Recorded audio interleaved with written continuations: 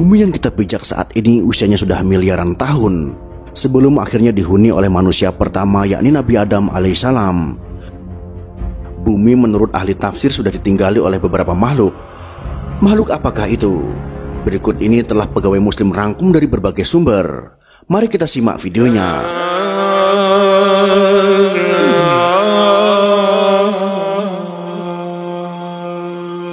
Preview.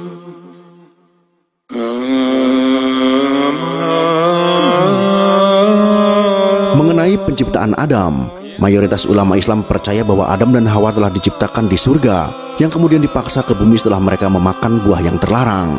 Akhirnya, keturunan mereka pun mengisi populasi bumi dan memulai sejarah kehidupan manusia.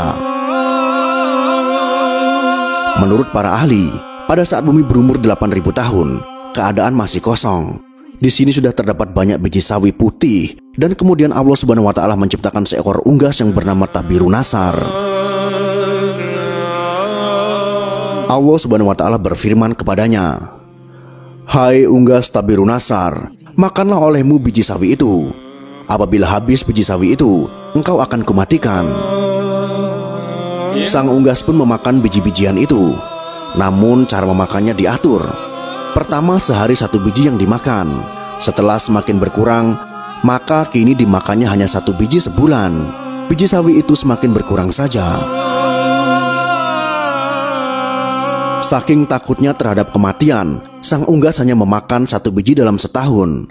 Namun akhirnya habislah biji-biji sawi itu. Tabirunasar pun akhirnya mati. Setelah kematian tersebut, Allah Subhanahu wa Ta'ala menciptakan makhluk lain sebagai penghuni bumi, yaitu 70 orang laki-laki. Namun tidak semuanya langsung diciptakan, melainkan satu persatu Allah Subhanahu wa Ta'ala menciptakannya. Apabila seorang yang meninggal, maka langsung diciptakan yang lain. Masing-masing dari mereka berumur 70.000 tahun. Konon setahun pada masa itu sama dengan 1000 tahun pada masa sekarang.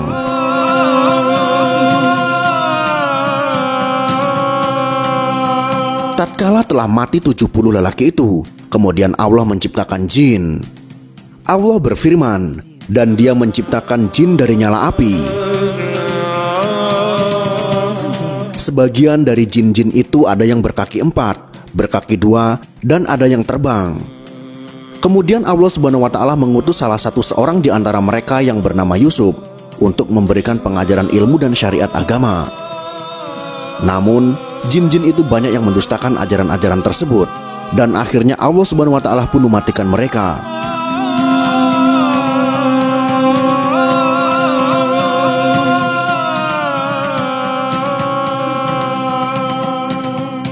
Penghuni bumi berikutnya adalah suatu makhluk yang berpasangan. Rupanya seperti binatang dan keluar dari dalam neraka. Binatang itu pun beranak dan anaknya dinamakan dengan Azazil. Setelah cukup besar, Azazil mulai melakukan peribadatan kepada Allah Subhanahu wa Ta'ala selama 1000 tahun. Setelah itu, Allah Subhanahu wa Ta'ala mengangkatnya ke langit pertama. Selama 1000 tahun, di sini pun ia tekun beribadah. Allah Subhanahu wa Ta'ala menganugerahkan sayap yang terbuat dari manikan berwarna hijau. Dengan izinnya maka terbanglah ia ke langit kedua. 1000 tahun lamanya pula ia beribadah. Demikianlah pada tiap-tiap lapisan langit ia beribadah selama 1000 tahun lamanya, hingga ke lapisan langit ke-7. Sementara itu, di bumi saat itu sudah ada penghuni lainnya yang berasal dari bangsa jin bernama Jana. Hidup hingga 70.000 tahun lamanya, hingga lahir anak cucunya.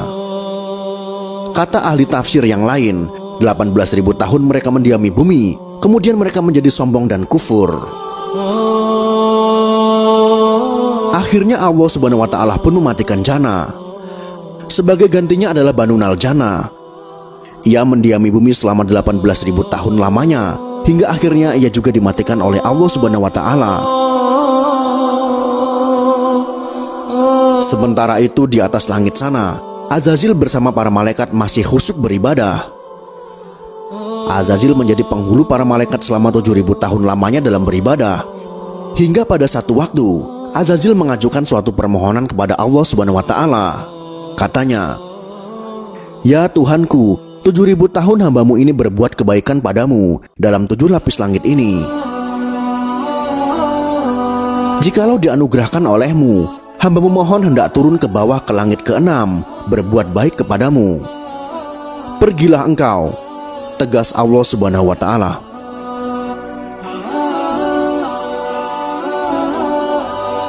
Maka turunlah Azazil atau iblis itu bersama 700 malaikat pengiringnya ke langit ke-6.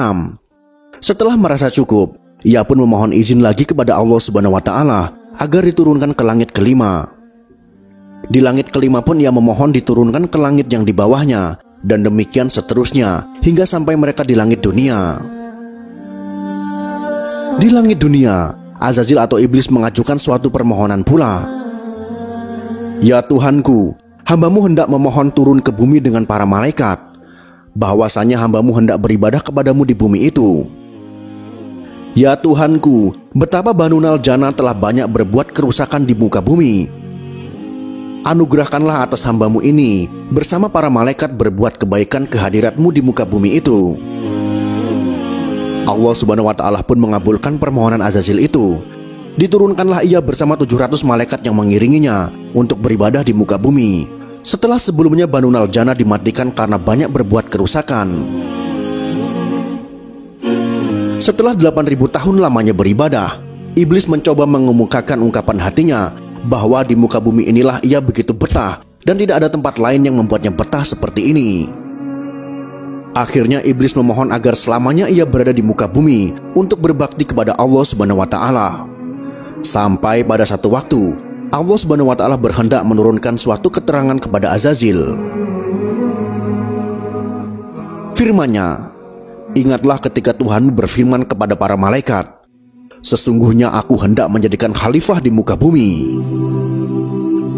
Mendengar firman Allah tersebut, iblis menjadi berduka karena perasaan dengkinya. Mereka para malaikat pun bertanya kepada Allah Subhanahu wa Ta'ala mengenai siapa yang akan menjadi khalifah itu.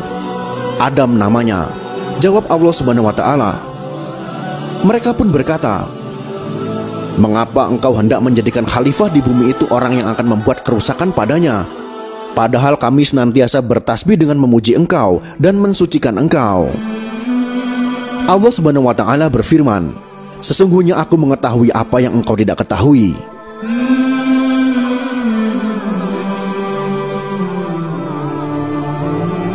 Itulah sekelumit kisah tentang makhluk pertama di bumi sebelum Nabi Adam yang kami peroleh dari berbagai sumber. Semoga informasi ini bisa bermanfaat untuk kita semua. Wallahu a'lam bishawab.